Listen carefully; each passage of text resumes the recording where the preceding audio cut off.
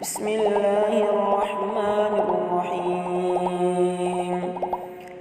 والسماء والطارق وما أدراك ما الطارق النجم الثاقب إن كل نفس لما عليها حافظ فلينظر الإنسان مما خلق من ماء دافق يخرج من بين الصلب والترائب